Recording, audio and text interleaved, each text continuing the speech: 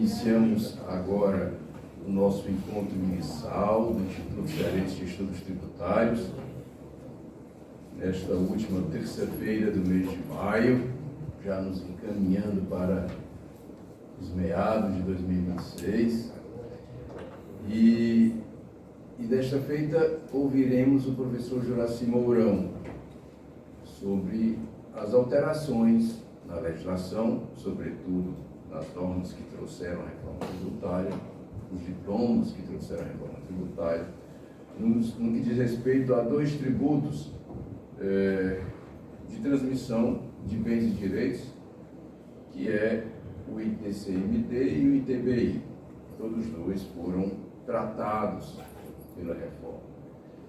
E o professor Juraci Mourão, um estudioso do assunto, procurador do município, professor, coordenador de mestrado e doutorado, e tem certamente muita coisa, muita informação, muita opinião relevante sobre o assunto para motivar os nossos debates e tornar a nossa manhã bem produtiva.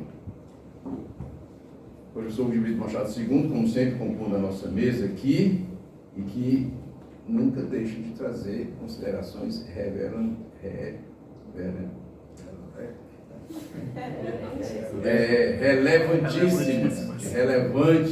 não é? De vez em quando a língua engancha, inclusive algumas permeadas de um fino bom humor, não é? Como ele costuma fazer. Vamos então dar início aos nossos trabalhos, passando agora a palavra ao professor Juraci, para que ele inicie a sua fala, que dará motivo e razão aos nossos debates de hoje. Professor Juraci, por favor. Bom dia a todos.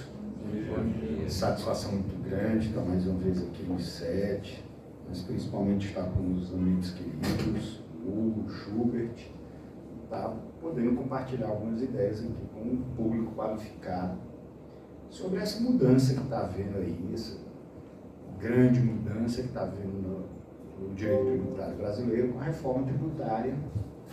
Mas o que é curioso, que eu não imaginava que tem tanta coisa ainda que falta para discutir sobre a reforma tributária do consumo naquilo que foi feito, a gente iria ter que parar para falar sobre a tributação do patrimônio, que na verdade foi um ponto que muito se discutiu de uma verdadeira reforma tributária do Brasil.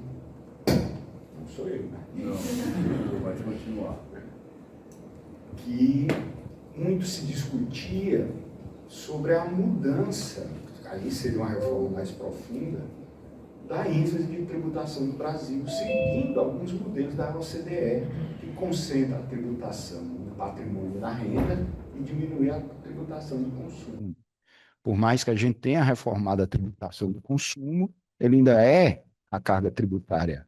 Essa tributação ainda é a carga tributária maior, deixando o patrimônio e a renda, mas principalmente o patrimônio, com a carga tributária menor. Diferentemente de outros países da OCDE, em que a tributação, por exemplo, da transmissão do patrimônio causa mortes, chega a 40%, 50%, mas mantivemos, mesmo com essas alterações, a alíquota sobre a transferência em torno de 8%, confirmando a nossa tradição de tributar o consumo. No caso específico, foram mudados os dois tributos de transmissão, que antes no CTN era tratado de maneira unificada, porque assim era nas constituições de 88, foi nos debates de um federalismo fiscal que se fez essa cisão entre a transmissão inter-vivos e a transmissão causa-mortes ou por doação. Então, se fez a separação, se tratou o ITCMD na lei específica, e se exauriu o disciplinamento na própria Lei Complementar 227, e no que diz respeito ao ITBI, se concentrou na alteração do artigo 38 do Código Tributário Nacional. O que eu posso dizer é que nós não podemos considerar essas alterações uma reforma propriamente dita, no sentido de mudar as bases, mudar a característica, ou fazer uma mudança mais estrutural. Foram esclarecidos muitos pontos, foram supridas algumas lacunas legislativas, mas houve principalmente um diálogo intenso com a jurisprudência que foi criada mais recentemente sobre esses dois tributos. Em verdade, há algum tempo, e eu consigo detectar isso principalmente a partir da nova lei do mandado de segurança, que em alguns temas jurídicos específicos, em que não há um grande debate ideológico, quando não há uma grande discussão social, mas legislação para tratar de assuntos mais técnicos, o legislador tem escolhido fazer um diálogo mais próximo com a jurisprudência, seja incorporando alguns entendimentos jurisprudenciais já na legislação, seja buscando superar esses entendimentos. O que é muito bom, eu acho isso muito saudável e muito natural, até porque acaba definitivamente com a ilusão e uma postura muito mais ideológica de que o judiciário não cria direito. O judiciário cria direito. Ele não cria direito como o legislador cria direito. Ele cria o direito com um processo diferente e com um perfil diferente do legislador. Mas claro que cria o direito. Mas como a nossa matriz jurídica de fonte de obrigações e deveres deve ser a lei, esse diálogo ele é importante. Eu dividi naturalmente a apresentação entre os dois tributos e eu vou tratar primeiro daquele que eu tenho um pouco mais de prática por lidar na minha vida profissional como procurador do município de Fortaleza, mas principalmente é nesse aspecto do diálogo que houve com a jurisprudência. E também no ITBI, eu vou poder contribuir com um pouco mais de experiência com o que eu vejo no dia a dia, já que TCD, só lido na advocacia privada, e as discussões, elas são muito dentro de uma circunstância específica. Ou é um planejamento tributário, ou está dentro do inventário. Então, normalmente, quando eu tive o contato, foi dentro de planejamentos tributários. Mas o que eu posso dizer, principalmente do ITBI, que o volume de ações com que eu já tratei é maior, que é um tipo de litigiosidade diferente de outros tributos. Diferentemente até do que vê de tributos municipais, como o ISS, é uma discussão de ISS que surge pelo exercício de alguma atividade econômica em que aquela questão tributária surgiu. Por exemplo, a gente tem muito litígio com banco, saber o tipo de conta. Mais recentemente tem tido uma grande discussão de conta COSIF, se deve integrar a base de cálculo ou não do ISS. Mas é algo que está meio que a reboque a atividade do banco. O banco ele não está criando a conta COSIF, ele não está fazendo aquilo dali para um planejamento tributário. Mas muita coisa do ITBI, do ITCD, vem não de uma atividade econômica, mas de uma atividade lícita de planejamento tributário. Mas o foco é exatamente o planejamento tributário. No ITBI, também é curioso, porque pouco havia de discussão de ITBI, pelo menos na minha atividade profissional, eu estou na Procuradoria há 20 anos, eram poucas as discussões de ITBI, só quando havia uma distorção muito grande, ou havia uma discussão de empreendimentos imobiliários, mas não era comum contribuinte regulado, ITBI, ter alguma discussão sobre esse imposto. Uma discussão que eu peguei, que eu achei interessante, que quebra um pouco essa lógica de que as discussões desses dois tributos estão muito mais inseridos no planejamento do que na atividade profissional, foi numa incorporação imobiliária em que a construtora negociou um prédio de apartamentos queria botar abaixo o prédio de apartamentos para construir um novo. No contrato que fez com os proprietários dos apartamentos, os proprietários venderam apenas a fração ideal do terreno. E aí pagou ITBI apenas sobre a fração ideal do terreno. E o apartamento antigo eles demoliram. A questão, e o valor do apartamento deveria ter integrado ou não deveria ter integrado? A discussão que a gente tentou levar era dizendo que não poderia haver a alienação isolada da fração ideal, porque, até por uma questão de ascensão física, o apartamento estaria vinculado àquilo dali. Mas foi uma discussão, acho que foi uma das raras discussões de TBI que eu peguei, que dizia respeito à atividade econômica propriamente dita. O resto é planejamento tributário. E aí, mais recentemente, esse diálogo que houve com a jurisprudência fez mudar essa litigiosidade. A minha tese de doutorado foi sobre precedentes, a minha disciplina lá no mestrado e doutorado na Unicristo é sobre precedentes. E desde que eu estudava isso, ainda cursando doutorado, tinha uma coisa que eu não me conformava, que muitos autores que têm uma visão romântica sobre os precedentes diziam, não, os precedentes eles vão evitar litígio, porque sabe como é que vai ser a posição do judiciário? Vamos evitar litígio. Pois eu tenho um caso em que o precedente judicial gerou um litígio muito grande no município de Fortaleza. Eu ainda era chefe da Procuradoria da Dívida Ativa, isso foi em torno de 2016.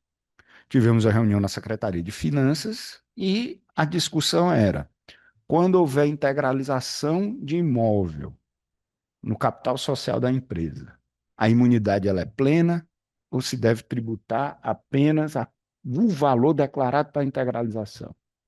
Eu me lembro, minha opinião, enquanto procurador do município, foi: olha, a imunidade ela é única. O que é imune é a operação. O que está excedendo, se não está indo para a integralização, o problema é outro. Mas, na minha opinião, é imune. Não, mas o Supremo reconheceu a repercussão geral. Vixe, reconheceu a repercussão geral? Então, vamos aguardar. Qual é o posicionamento? Então, vamos aguardar. Minha, meu, minha opinião foi vencida, o município, mas a gente vai aguardar quanto tempo? A Secretaria de Finanças disse, nós vamos lançar, porque se o Supremo decidir favoravelmente, é muito pior a gente fazer uma revisão do que lançar agora.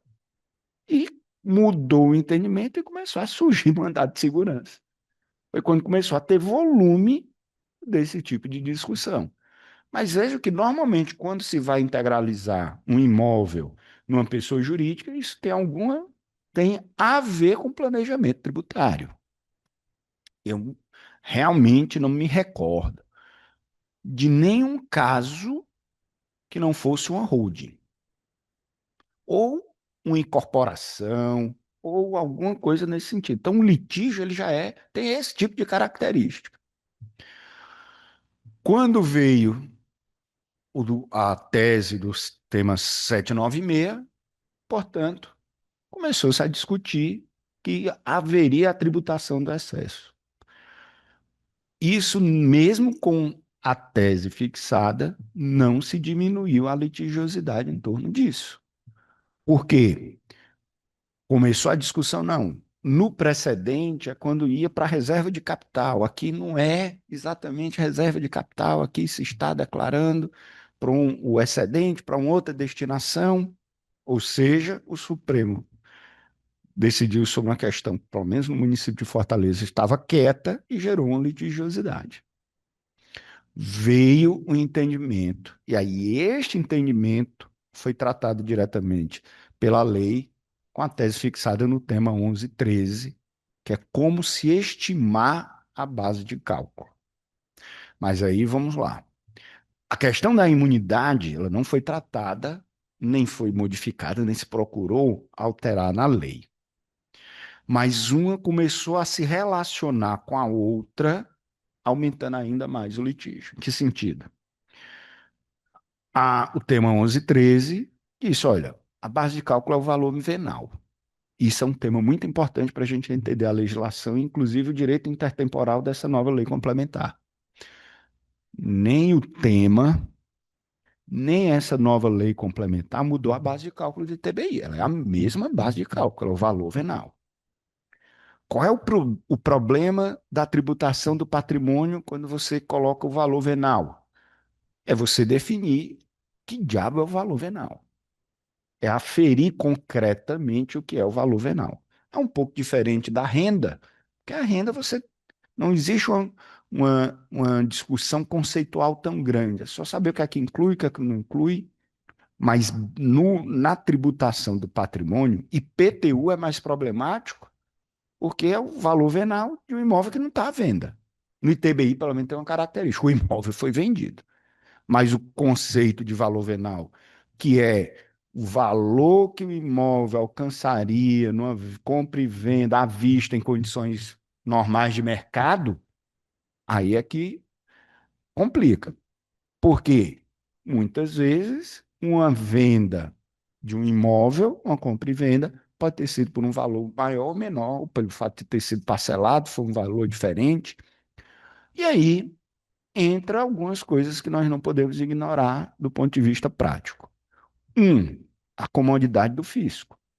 O fisco dizia: pá, eu tenho elementos aqui para estimar o que é que seria esse valor venal, vou estimar aqui, não preciso declarar em lei quais são os critérios, e vou presumir que é esse valor.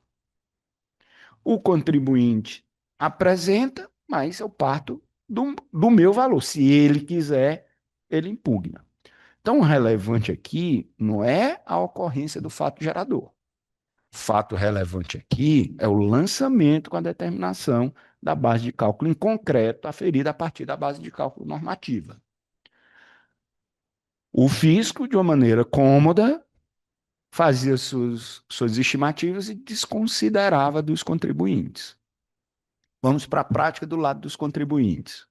Muitas vezes os contribuintes queriam dizer: olha, o valor venal é a mesma base de cálculo do IPTU, eu quero o valor do IPTU. Mas, repito, embora partam da mesma base de cálculo normativa, a realidade concreta de ambos os tributos é completamente diferente. Um é um valor estimativo em massa, através de plantas genéricas de imóveis que não estão à venda. Outra coisa é você aferir o valor venal de um imóvel que efetivamente houve uma transferência dele. Então, o tema 1113 veio afastar essa vinculação da base de cálculo do ITBI com a do IPTU, a base calculada, a base estimada, utilizada para o lançamento. O fato de ter a mesma base de cálculo normativa não haveria essa vinculação. Até aí, tudo bem.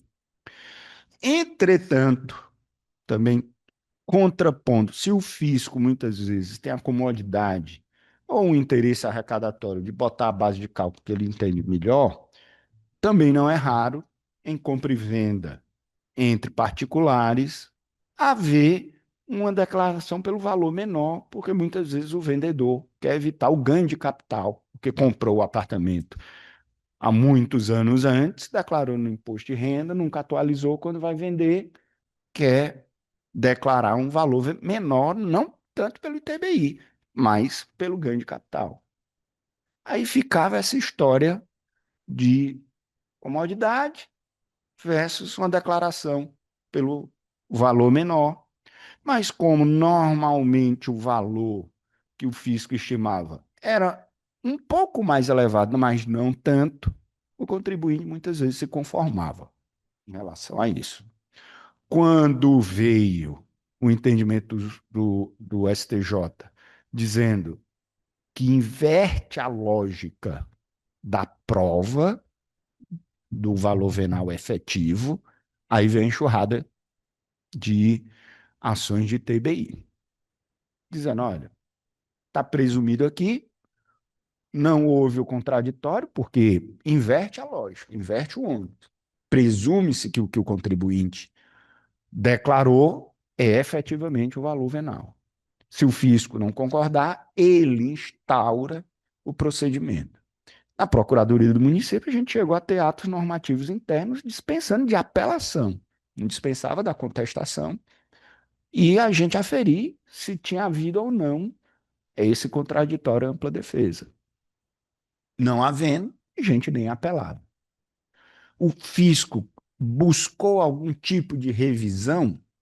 Não, porque muitas vezes a diferença era pouca. Mas o que é que começou a acontecer em termos de litígio? A confusão do tema 796 do STF com 1113 do STJ. Começou a surgir mandado de segurança em que o autor, no mandado de segurança, dizia: olha, essa, essa empresa está integralizando esse imóvel nessa outra empresa, ou então estava sendo imposto de renda, e diz claramente: olha, nós estamos integralizando pelo valor contábil esse imóvel. A Cefim fazia uma avaliação, o imóvel valia 2, 3 vezes. Aí percebam que nesse tipo de situação, até a nossa defesa era dizendo: olha, a discussão do tema 11.13, sim, aí ele dizia: olha, eu estou integralizando pelo valor contábil, pelo tema 11.13, tem que acatar a minha declaração e, portanto, não tem excedente, não deve aplicar o 796. Entenderam a correlação? Qual era a nossa defesa? Olha, mas você está não discutindo a aferição da base de cálculo concreta. Você está substituindo a base de cálculo, que é o valor venal, por aquilo que está sendo declarado como valor contábil. É diferente esse tipo de discussão. Nós não estamos, e a nova legislação não trouxe nada a respeito. Rapaz, eu estou de cabeça, mas é exatamente nesse daí do tema. Pode até passar para o próximo daqui a pouco. Então, houve a coordenação desses dois temas. Olha, beleza, pode tributar o excedente, mas só vai haver excedente se você apurar e não só vai haver excedente se eu declarar que há excedente. Se não há excedente e você não abriu o processo, não tem que me tributar. Mas muitas vezes os casos que nós pegamos era o contribuinte declarando: olha, eu estou integralizando pelo valor contábil. E aí não é uma diferença pequena, é uma diferença brutal de 3 vezes o valor, porque é o valor contábil. Aí a discussão é: estão querendo não aferir corretamente a base de cálculo, mas substituir a base de cálculo do valor venal pelo valor contábil. Então, houve essa coordenação. O que é que a legislação trouxe? Realmente trouxe um entendimento que favorece ao fisco. Não é simplesmente superar o precedente, porque não voltou como era no passado, mas inverteu a lógica do ônus da demonstração da aferição do valor venal. Não se mudou a base de cálculo.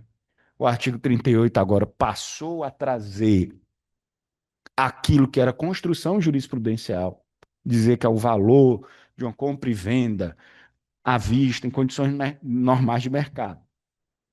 Então, se você comprou um apartamento numa pichincha, você não vai pagar pelo valor que você pagou, porque se você conseguiu a pichincha, foi em condições normais de mercado. A pessoa estava necessitada, estava numa briga do inventário, você comprou naquelas condições, mas inverte que, primeiro, o fisco tem que deixar de maneira transparente e clara os seus critérios. O fisco tem esses critérios. Realmente ele faz estudos. Isso daí, pelo menos a Secretaria de Finanças do município de Fortaleza, ela tem esses critérios. Poderia não ser explicitado em lei, em regulamento, mas eu acho que nas secretarias mais organizadas isso não vai ser uma dificuldade.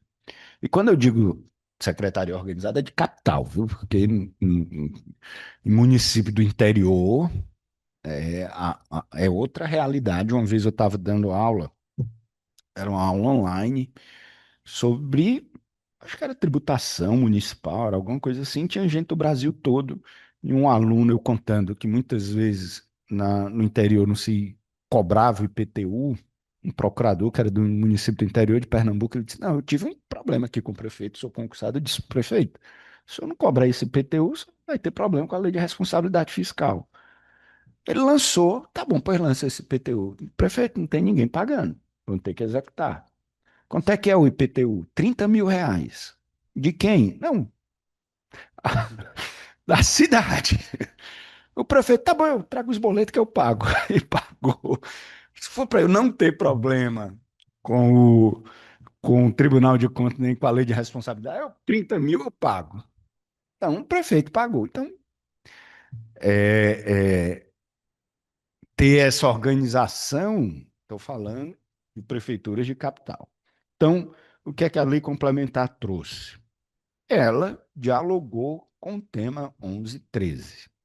Obviamente, ela não fez nenhum tipo de vinculação da base de cálculo do ITBI com a base de cálculo estimada em massa do IPTU. Realmente, essa vinculação, que em algumas discussões judiciais do passado isso colava, isso não cola. Mas superou a ideia de que o ponto de partida e a presunção de veracidade é a declaração do contribuinte.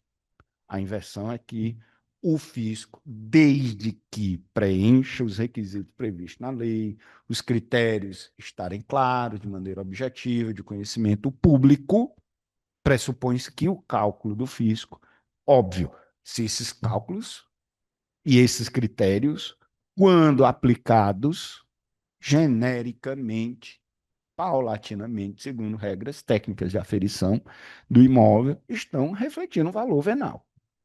Se esses critérios abstratos na aplicação concreta estiver sempre gerando um valor acima, aí há uma inconstitucionalidade, não do lançamento, mas uma inconstitucionalidade da lei que trouxe esses critérios. Então vejo que a coisa ganha contornos mais claros. Se antes do tema 1113 sequer eu poderia fazer um controle concentrado de constitucionalidade, porque os critérios utilizados para aferição não eram previstos em lei, agora, por eles estarem previstos em lei, eu vou poder fazer um controle concentrado de constitucionalidade sobre aqueles critérios, porque serão públicos e deverão ser objetivos. Além de ter a probabilidade do controle do lançamento. O auditor considerou errado o valor, fez o cálculo errado, somou 2 mais 2 deu 5. Pode haver esse controle. Então, no quadro geral do ITBI, o que eu entendo, portanto, houve esse diálogo com a jurisprudência, principalmente em função da litigiosidade na coordenação do 796 do STF com o 1113 do STJ. Essas são as discussões de TBI que existem. Integralização do capital, qual é o valor e se deve tributar o excesso. Essas são as discussões. Raramente tem uma discussão, como, por exemplo, acontece no município de Fortaleza, que a alíquota do ITBI é 3%, mas se você antecipar, você pagar antes do fato gerador, considerando a sanção premial, tem a diminuição para 2%. Muitas vezes os contribuintes querem dizer, olha, está cobrando antes do fato gerador que deveria ser na transmissão do imóvel. A gente diz, estão cobrando antes, por isso que a gente está pagando a alíquota menor. Está cobrando a alíquota menor. Isso é uma sanção premial, uma antecipação antes do fato gerador. Se ele não acontecer, é devolvido. Se não devolver, está errado o fisco. A questão da progressividade não foi alterada, que é uma discussão que existe, se poderia ser feita uma progressividade em função do valor. Como não há uma previsão constitucional, a lei complementar não alterou isso. Então, no que diz respeito ao ITBI, eu entendo que esses são os pontos mais relevantes. Trouxe algumas questões que eram mais evidentes, como o uso capião no ICD, ITBI, que é uma aquisição originária. Não tratou de algumas discussões que podem haver, é mais rara, não é tão comum, Mas, por exemplo, imóvel adquirido por obra por administração, que é o condomínio fechado, que a pessoa não compra o imóvel, né? Como a incorporação. Você contrata o serviço da construtora. E aqui em Fortaleza tem essa característica. Normalmente, os empreendimentos imobiliários de maior monta são sob o regime de administração. Você está pagando para construir, não adquirindo o imóvel. Mas qual é a dificuldade disso? Aí é uma questão até mesmo de, de direito e direito civil. Porque, embora tenha a gestão de obra por administração, a comercialização é feita como se fosse incorporação. Não é um grupo de amigos que se reuniu e foi atrás de uma construtora. A construtora faz toda a concepção, não pode anunciar, porque se anuncia aí teria que ser sob a forma de incorporação, mas faz uma divulgação boca a boca, ou pelo menos bota só a placa de que tem aquele imóvel, alguém procura e diz, não, mas venha, que vai ser por incorporação. E aí, deveria pagar ITBI ou não? A rigor, se for uma obra por administração, não. Mas já teve precedentes do TJCE, no caso de uma construtora que vendia dessa maneira, concebia todo o empreendimento e o público chegava e ela colocava em incorporação. Essa construtora teve problemas, eu acho que chegou a falir, e os adquirentes disseram: olha, eu quero multa por atraso de obra, eu quero isso, quero aquilo, porque na verdade era incorporação. Não é para efeito de tributação, foi para efeito da relação do adquirente com a construtora. Disse, o judiciário cearense disse: isso é incorporação. Vou aplicar a lei de incorporação. Se o judiciário desnatura a construção por administração para esse efeito entre adquirente e construtora, também será para efeito de TBI, porque aí ele não contratou o serviço, ele comprou o imóvel, aí ele vai ter que pagar, não a fração ideal do terreno que ele adquiriu, mas vai ter que pagar considerando que ele adquiriu o apartamento, a casa ou o que for. Ok? Sobre o ITCMD, aí a mudança aqui ela foi mais profunda, porque trouxe um disciplinamento muito maior de vários aspectos, não só dessa questão específica da base de cálculo do ITBI, mas também nós não podemos dizer que houve uma mudança muito exagerada, porque tratou de muitos tópicos que já eram discutidos. O principal ponto é a transmissão de qualquer bem por doação ou causa-mortes. Essa discussão já havia, já tinha uma discussão de que o ITCD não era só sobre transmissão sobre bens imóveis, sobre qualquer tipo de bem. A lei agora, a lei complementar, deixou isso muito claro. Também trouxe uma uniformização que não existia. As regras do CTN eram muito tímidas em relação a esses aspectos. Trouxe alguns detalhamentos de quando pode acontecer doações, como, por exemplo, na separação, há uma divisão diferente do patrimônio do marido e da mulher. A mulher fica com 70, o marido fica com 80. Esse excedente dos 50%, a depender do regime de casamento, é considerado doação. Então, nesses aspectos, a legislação dialogou bem com a jurisprudência. Alguns aspectos como VGBL, PGBL não está incluído na tributação, a legislação também trouxe isso. Supriu uma lacuna internacional, uma lacuna legislativa, que foram as transmissões internacionais. Elas agora têm previsão expressa, estabelece um critério espacial que não isenta de discussão, critério espacial local, de onde foi feita a doação, e muitas vezes a determinação desse local não é tão clara assim. Mas ainda precisa de legislação dos estados, porque aqui, lembrando, há uma lei complementar nacional, que, portanto, só vai trazer as leis, as normas gerais, e a regra matriz para permitir esse tipo de tributação precisa ainda ser editada pelo estado, pelo ente federado específico. Então, um outro ponto importante que demonstra aquilo que eu estava falando no começo, que trouxe expressamente a tributação de trust. Eu, particularmente, não vi, pelo menos na minha advocacia privada, maiores discussões de trust. Mas, quando a gente ia estudar, a jurisprudência que tinha discussão sobre isso era principalmente em São Paulo. Óbvio que existia, não é só lá em São Paulo, não são só residentes em São Paulo que faziam trust, mas a maior parte das discussões de trust era lá em São Paulo. E o que é o trust? Normalmente você tem esta figura no exterior.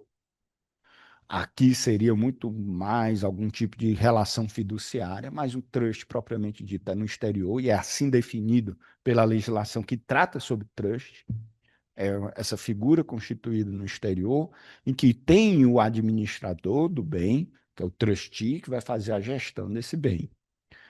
É considerado, já pela legislação nacional anterior, que esse patrimônio é considerado do criador do trust, e se ele indicar um outro beneficiário do rendimento desses bens, aí vai haver a tributação. Seja causa morte, se a transmissão for pela morte, seja por doação, se a pessoa for recebendo em vida, o beneficiário for recebendo em vida. Para dar um exemplo disso, eu acho que o caso de trust que ficou mais conhecido foi do Eduardo Cunha, na época do impeachment, que foi a razão da cassação dele. Ele tinha um trust que ele dizia: olha, o patrimônio não é meu. Isso foi em 2015. Ele dizia: não sou dono do dinheiro.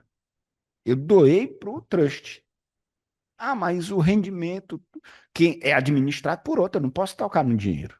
Essa foi a discussão do Eduardo Cunha. Perguntaram: você tem dinheiro no Estado? Então, não.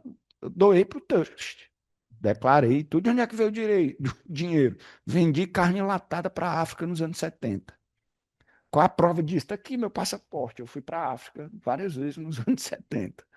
Qual é a origem do dinheiro? Eu vendi carne. Comprove. Ah, você quer que eu pegue recibo dos anos 70? Não tem mais, mas o dinheiro está lá. Aí ele dizia: o dinheiro não é meu. Ah, mas ele é administrado em seu favor. Ok, mas ele não é meu. Então, a figura do trust foi criada exatamente por situações em que o dono do patrimônio não quer administrar o patrimônio, ou ele institui a favor de terceiro e o terceiro vai receber. Aí seria uma doação. É uma figura de planejamento tributário extremamente sofisticada. Então, trouxe o alcance específico do trust, trouxe situações em que consideram doações especificamente. Nesse caso do VGBL e do PGBL, houve um diálogo muito próximo com o tema 1214 do STF e supriu a lacuna legislativa sobre as transmissões internacionais. No entanto, eu considero muito relevante, e aí há uma cisão clara com o ITBI, que é a base de cálculo. No ITCMD, a base de cálculo foi declarada expressamente como um valor de mercado na data do fato gerador. Valor de mercado é diferente de valor venal. Porque valor de mercado, você não necessariamente vai considerar uma compra e venda à vista. Pelo contrário, tem muitos bens que o modo de você comprar não é à vista. Então, o valor de mercado passou a ser a base de cálculo normativa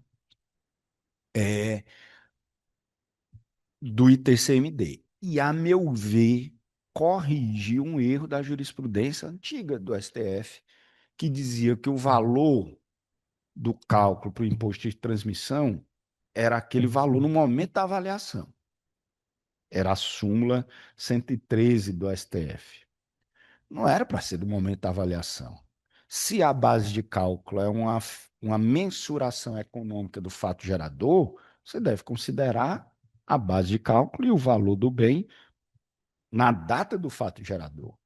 Nunca me conformei com essa súmula e agora a lei parece corrigir.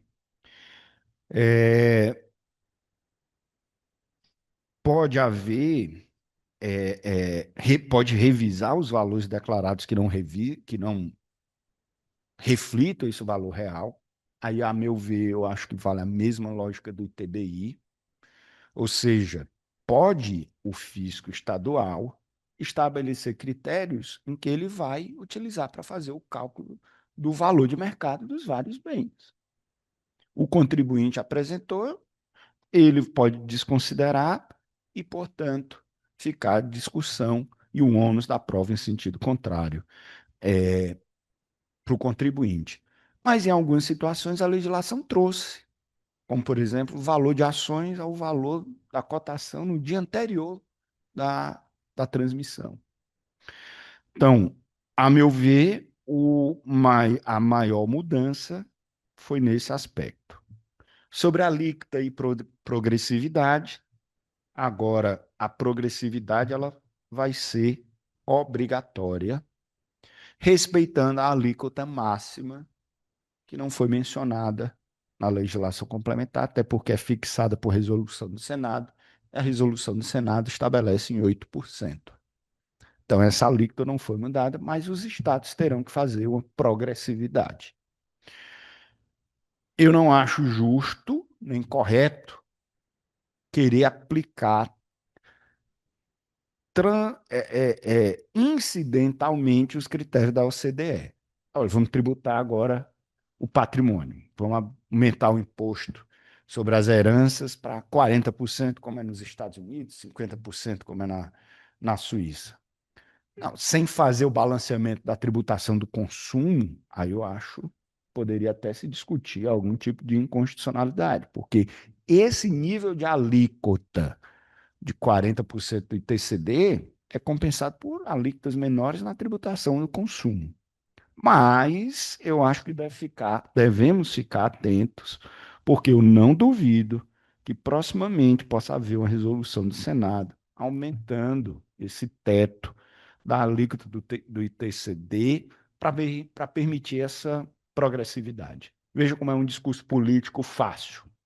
Olha, vamos tributar os ricos do Brasil na herança, que é para o filho não ser só herdeiro e ficar uma pessoa ociosa. Quem é pobre foi herdar o, o terreno do quintal da casa do pai, a alíquota vai ser 1%. Mas quem for herdar uma Mercedes vai ter que pagar 40%. É um discurso político muito fácil. Então, eu acredito que vai haver algum tipo de discussão para aumentar esse teto de alíquota e para permitir uma progressividade mais alongada. Mas, repito, aqui são as impressões iniciais que eu retiro da legislação. Então, para concluir, podemos colocar aí no último slide. Pronto, que é esse quadro comparativo. Então, como é que ficou o antes e depois para a gente começar os debates? No ITCMD, o fato gerador antes eram bens imóveis e uma construção jurisprudencial sobre bens móveis, e agora todos os bens com valor econômico, trusts incluído. No ITCMD, havia uma lacuna legislativa sobre as transmissões internacionais, que a tema 825 do STF exigia a legislação, que não existia, e foi disciplinado com a competência dos estados do domicílio do doador ou do decujus no Brasil. A base de cálculo era o valor venal, reavaliações, se defasadas, poderiam ser revistas, agora é um valor de mercado. O que é o patrimônio, pode ter um patrimônio ajustado, mais um fundo de comércio para sociedades fechadas. Então, aqui mudou bastante. Sobre ainda o ITCD, a progressividade, eu achava que seria possível, a maioria entendia viável por ser um imposto real, mas agora passou a ser obrigatória com um teto de 8% mantido. Base de cálculo do ITBI continuou o, o valor venal, que agora, por expressa disposição de lei, ficou o valor do bem à vista, antes era uma construção jurisprudencial. A imunidade da integralização não foi mantida, vai ter aquela discussão que eu falei de se querer utilizar outra base de cálculo. Progressividade continua sendo inconstitucional. E o fato gerador, o momento, o critério temporal do fato gerador, continua o registro imobiliário. Os impactos práticos, muito dos planejamentos deverão ser feitos esse ano, porque algumas dessas alterações dependem de legislação estadual ou passarão a vigorar em 2027. Então, vejo que coisa curiosa. Eu comecei falando que uma das características desse tributo é que muito dos litígios vem exatamente de planejamentos patrimonial e planejamento tributário. Então, acredito que este ano deva ser, este ano não, né? Esses 6 meses que nos restam, deve ser feito o planejamento tributário para não pegar essa nova legislação. Mas a ideia era só trazer os tópicos, não aprofundar, mas suscitar os debates. Então, professor Hugo, professor Schubert, espero que eu tenha conseguido tocar nos pontos, pelo menos que me pareceram mais relevantes. Muito obrigado. Bom, como vimos, a fala do professor Juraci foi extremamente elucidadora ou elucidativa, trouxe-nos pontos relevantes. E antes de passar a palavra ao professor Hugo II, eu quero só pontuar diretamente algumas perguntas, não vou nem fazer considerações gerais. A primeira é: seria realmente diferente valor venal de valor de mercado? Eu fico com dúvida sobre isso. Por quê? Porque eu penso assim: como é que eu vendo um bem? Qual é o valor da venda do bem? O valor da venda do bem é o valor que o mercado paga por ele. Ora, se o valor da venda do bem é o valor que o mercado paga por ele, então não seria o mesmo valor de mercado? Se nós formos adentrar na peculiaridade de cada operação, essa aqui foi a prazo, aquela ali foi à vista, essa aqui foi paga em dinheiro, aquela outra foi paga com títulos, essa aqui é. Aí a gente começa a perder a referência genérica, a referência que indica qual seria a base a ser adotada. É óbvio que uma vez adotada a base valor venal ou valor de mercado, que ao meu ver podem ser vistas como sinônimo, eu vou ter que fazer os ajustes para a operação concreta. Então, na operação concreta, o que a diferencia de algo que poderia ser anunciado nos classificados de um jornal? Ela é diferenciada por isso, aquilo outro. Então, ela realmente não está correspondendo ao chamado valor de mercado ou valor venal daquele imóvel. E aí vem uma pergunta decorrente dessa, uma segunda pergunta. O professor Juraci deu um exemplo do inverso. Ele disse assim: não, quando a operação real por um valor maior, ou melhor, menor do que o valor da planta genérica, prevalece a planta genérica, porque aquela operação real certamente foi porque foi uma pechincha. O dono do imóvel estava com muita dificuldade financeira, queria vender aquele imóvel de qualquer maneira, tinha que pagar o empréstimo e vendeu por um preço abaixo do valor de mercado. Então, o município poderia, aplicando a planta genérica, cobrar o imposto sobre o valor de mercado, ignorando o valor real da operação. E quando for o inverso? Quando o valor de mercado for 100, a operação for feita por 150, 200. Isso acontece? Acontece. Vamos supor um vizinho está querendo muito ampliar o deck da piscina dele. E o vizinho e o terreno contigo, o cara não quer vender. Não vendo, não. Ele, mas quero, não quero, quero, não quero. Então, o metro quadrado daquele terreno seria 10. Mas o cara queria tanto uma piscina maior que ele pagou 30 pelo metro quadrado. E fez. Será que o município vai enxergar isso e vai cobrar o imposto com base na planta genérica? E há alguns dispositivos da lei, da legislação, que indicam que prevalece o valor maior. Entre a genérica e a operação declarada, prevalece o maior. Por que prevalece o maior? Então a gente não tem mais valor de mercado? Acabou-se a, a, a referência genérica? Então são essas duas perguntas. Aí tem mais outra pergunta. Pela leitura das regras, especialmente as do imposto de transmissão causa morte e doação, e o professor Juraci se referiu a ele de maneira a que ali sim nós temos mudanças mais importantes, se percebe uma preocupação imensa com normas antielisivas. Nós vamos enxergar normas antielisivas em todo momento. E aí, diante dessas normas antielisivas, aí eu trago aqui dois exemplos. Um é que se presume onerosa, ou melhor, se presume doação, uma operação declarada como onerosa. Por quê? Porque aquele imposto de transmissão causa morte ou doação, no caso seria uma doação, deixaria de incidir porque a operação foi declarada como onerosa. Ele, não, isso não é onerosa, não. Isso é uma operação gratuita. É uma doação e você vai ter que pagar o imposto de transmissão causa morte e doação. Ah, mas em que situações? Aí elenca várias situações, inclusive quando houver a transação for entre pessoas vinculadas, vinculada ao real destinatário da liberalidade. Então, um dos exemplos de pessoa vinculada é parente até a terceiro grau, afim ou direto. Então, eu não posso vender nada para o meu cunhado, porque se eu vender para o meu cunhado, vai se presumir uma doação, e eu já paguei o ITBI na venda, mas aí vem a cobrança do ITCDM. E vai, inclusive, surgir um conflito entre duas entidades tributantes distintas. E eu vou pagar como? Como é que vai ser isso? E essa presunção prevista na lei, ela seria absoluta? Porque a lei nem fala de prova em contrário. Ela simplesmente diz, é assim, acabou. Pá. Eu não tenho como dizer, não, mas aqui foi uma venda de verdade, o cara está aqui, sacou o dinheiro da conta dele, me pagou, era um cunhado até que eu nem gosto muito dele, ele me pagou e tal.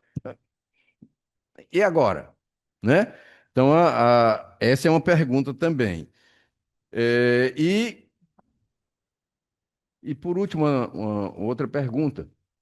Quando diz que o imposto incide sobre tudo, aqui é- ele se assemelhou um pouquinho ao IBC, ao Imposto sobre Bens e Serviços, o IBS e a CBS.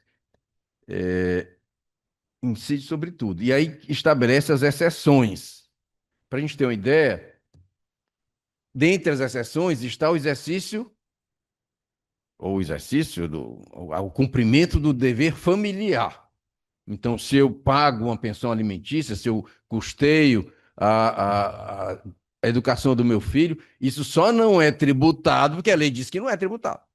Mas se a lei não viesse para dizer, não, isso aqui realmente está fora, porque você está cumprindo um dever familiar, um dever do Código Civil, por isso que eu não vou cobrar o imposto de doação.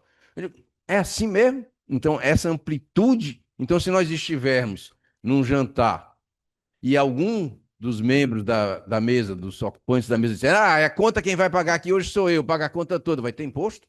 Porque ele está doando para os outros que fazem parte da mesa. É uma ideia, assim, que é um alargamento, ao meu ver, um pouco preocupante dessa questão da hipótese de incidência, de considerar como tudo passível de incidência desse imposto de transmissão causa morte e doação. Bom, mas são apenas essas as questões que eu formulo ao professor Joaci para que a gente reflita sobre o assunto de uma maneira mais ampla. E agora passo a palavra ao professor Hugo Segundo para que ele faça as considerações dele, e posteriormente o professor Juraci aborde o assunto de uma forma uniforme. Muito bem, muito bom dia a todas as pessoas aqui que acompanham a nossa reunião. É, Primeiramente, eu queria parabenizar o professor Juraci, agradecer pelo fato de ter vindo a brilhantar aqui presencialmente a nossa reunião dos sete. O professor Juraci é meu amigo de longa data, acho que há 30 anos, hein, professor Juraci, que nos encontrávamos aqui no terraço dessa casa, quando era uma casa, para conversar com o professor Hugo Pai sobre um trabalho que o professor Flávio tinha passado, e a gente veio conversar com ele sobre o trabalho de introdução ao estudo do direito. O professor Carlos Marden bateu o carro dele na parede, quase derrubava a parede ali da garagem, e já está com todo esse tempo que nós somos amigos, é sempre uma alegria estar com o professor Juraci. Era um gol azul, verde, né, que ele tinha, bateu na parede. Fato. Pois bem, eu fiz poucas anotações, muitas eu fiz apenas para o meu consumo pessoal, não eram propriamente divergências, nem nada que eu fosse mencionar, mas eu só fiquei com uma preocupação, professor Juraci, que dela decorrem algumas ponderações que eu vou fazer. Primeiro é uma ideia, uma noção que foi muito bem colocada na sua exposição, de que a base de cálculo ela deve ser o fato gerador expresso em moeda. Essa é uma ideia que a gente encontra no Becker, encontra no Amílcar de Araújo Falcão, encontra no professor Valdir de Oliveira Rocha, encontra no professor Paulo de Barros Carvalho, tem um texto que ele publicou numa coletânea internacional, em que ele explora com muita profundidade essa ideia de que a base de cálculo sempre deve ser o fato gerador transformado em moeda. E aí cada um desses autores usa uma expressão diferente. Aspecto dimensível da hipótese de incidência, fato gerador transformado em cifras, dimensão econômica do fato gerador, são formas diferentes de dizer que a gente pega o fato gerador, mede economicamente, quando encontra a dimensão econômica dele, nós temos a base de cálculo. Então, se o imposto é sobre a transmissão de bens imóveis, a ideia é de que a base de cálculo deveria ser o valor da transmissão. Quando a transmissão é causa-mortes ou doação, a transmissão não tem propriamente um valor, é a própria definição de doação, deu de graça, e no caso de herança também. A pessoa não paga uma volta, então a transmissão não tem um valor, e aí por isso se tem que dimensionar o valor do bem por um critério de valor de mercado, ou de valor venal, que eu também não consigo ver muito a diferença entre um e o outro, como o Schubert também perguntou. Mas no caso de transmissão onerosa, se o nome já diz que ela é onerosa, a base de cálculo deveria ser o valor desse ônus, que é o preço. E se houvesse desconfiança do preço, aí sim se recorreriam às pautas, como se faz com o ICMS. E aí a questão que eu coloco é se nós não deveríamos aplicar aqui a jurisprudência que o STF firmou sobre pauta fiscal em matéria de ICMS. Porque em matéria de ICMS também eu posso comprar um produto por uma pichincha. Eu posso chegar num supermercado e às vezes o São Luís coloca umas promoções que o vinho fica de 50% de desconto e Marquês de Casa Concha, que é quase R$ 300, sai por 100. Acontece. Ou então pode ser um iogurte que vai vencer no outro dia. E aí o iogurte é vendido por menos da metade do preço, porque ele já vai se estragar. E aí tem bem grande, dizendo que ele vai vencer, mas que está mais barato. Então, nesses casos, existe uma pauta de valores que a Cefaz geralmente aplica. Isso hoje é um pouco superado, porque é tudo cobrado por antecipação na fronteira. Mas se fosse feita uma tributação no próprio supermercado pelo valor da venda e levando em conta a base de cálculo da venda a consumidor, teria aquela pauta de valores mínimos em que o fisco estadual fazia exatamente isso que o Schubert falou que o município eventualmente pode querer fazer. Se o preço da operação for maior, ele aplica o preço da operação. Se o preço da operação for menor, ele aplica a pauta. É como se fosse o que o STF chama de pauta fiscal como presunção absoluta. Então, sempre eu considero que o valor é o da pauta, salvo se o valor da operação for maior. Então, nós poderíamos aplicar essa jurisprudência ao ITC, ao ITBI, porque seria uma presunção absoluta de. Absoluta não, porque comportaria a prova em contrário do contribuinte, mas seria um arbitramento erga omnes. Toda vez que a operação fosse menor do que a pauta, automaticamente isso se converteria num arbitramento. O simples fato de ser menor seria o motivo para arbitrar. E aí nós inverteríamos a lógica. Em vez de eu fazer o arbitramento porque as declarações não merecem fé ou são omissas, como diz o 148, eu inverto. Eu faço o arbitramento, e aí, se o valor for maior, automaticamente eu presumo que as declarações são omissas ou não merecem fé. Acho que haveria uma certa incongruência com esse arbitramento erga omnes sugerido aí pelo artigo 38 do CTN, com a redação dada pela lei 227. Mas o outro ponto, professor Juraci, que eu trago também em relação ao ITBI e ao ITCMD, é que, de fato, me parece correto que o ITCMD sempre pôde incidir sobre bens móveis também. Essa foi a mudança da Constituição de 88. Ela aumentou o imposto, depois ela dividiu no meio, né? Então, com os municípios ficaram as transmissões onerosas entre vivos só de imóveis, mas com os estados ficaram as transmissões causa mortes e doação de quaisquer bens. A Constituição fez isso e o CTN era aplicado de empréstimo. O antigo imposto de transmissão estava regido no CTN, ele era aplicado de empréstimo, o CTN era aplicado no que cabia aos dois novos impostos, e aí isso foi corrigido, mas a meu ver aí foi só uma explicitação. De fato, a herança sempre pôde alcançar bens diversos, o imposto sobre a herança sempre pôde alcançar bens diversos dos imóveis. Mas aí vem um outro ponto, professor Juraci, que eu gostaria de ouvi-lo, relacionado à progressividade.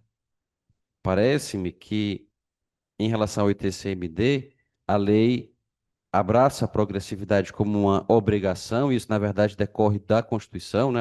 A emenda 132 fez isso, a lei apenas regulamenta, mas que tem uma outra correção que consta da lei, e que talvez essa sim seja uma correção importante, que os estados vão ter que se ajustar, é porque a base da progressividade tem que ser o quinhão de cada herdeiro e não o monte, que era uma injustiça grande que nós tínhamos na legislação, ainda temos a rigor na legislação estadual. Então vamos para o seu exemplo. Imagine que duas pessoas de mesmo patrimônio venham a falecer. Só que uma tem 5, 6, 10 herdeiros, a outra tem só um. O fato de um vai receber uma herança incomparavelmente maior do que o outro que tem 10 herdeiros, cada herdeiro vai receber 1/10 do patrimônio dele. Mas o imposto será o mesmo.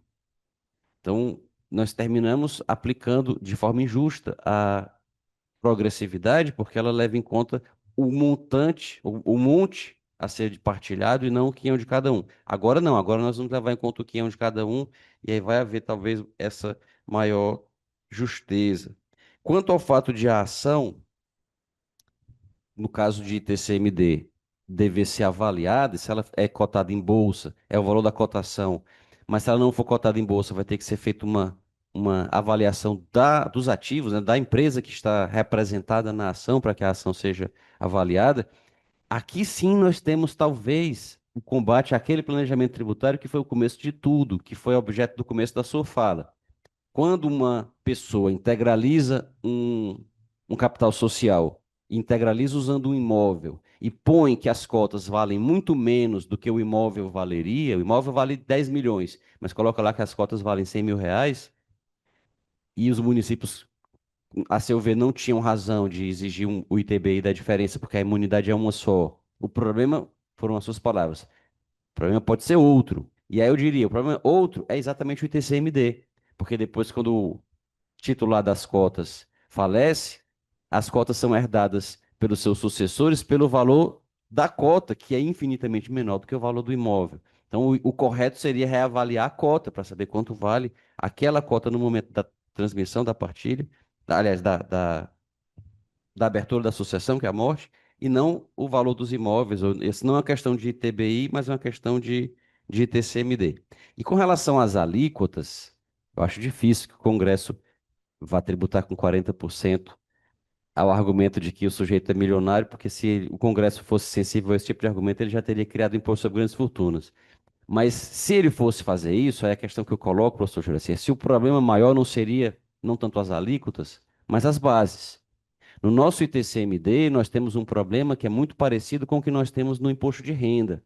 Quando se pergunta, o imposto de renda no Brasil é alto ou é baixo? Se a gente considerar os padrões da OCDE, ele é alto e é baixo, depende de quem está pagando. Porque com relação a alguém que tem um rendimento modesto, rendimentos pessoais na casa dos 4, 5 mil reais, agora passaram a 600, inclusive foi um barulho danado, até de tributaristas. Eu escutava de tributaristas em São Paulo, inconformados, porque agora vai ter uma isenção de rendimento até 5 mil reais. Mas inconformado por quê? Não, porque é absurdo, vai gerar inflação, etc e tal.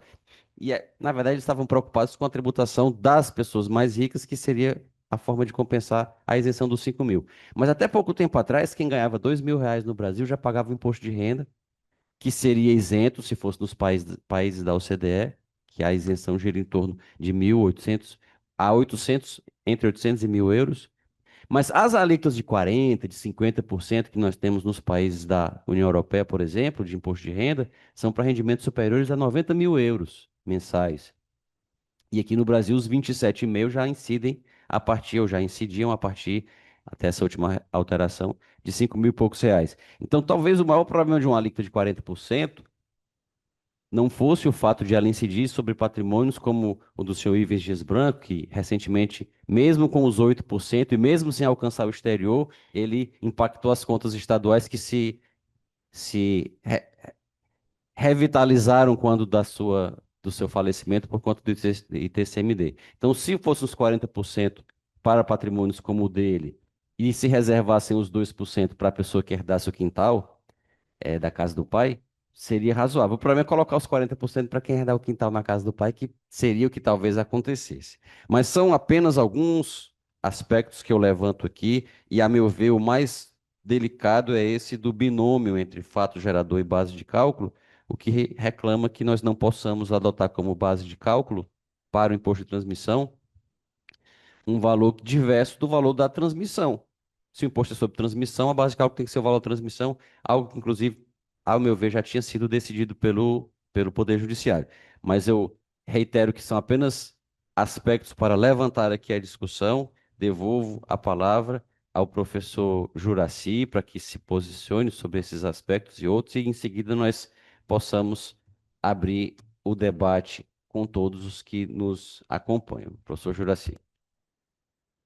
Bom, eu anotei aqui as 4 considerações.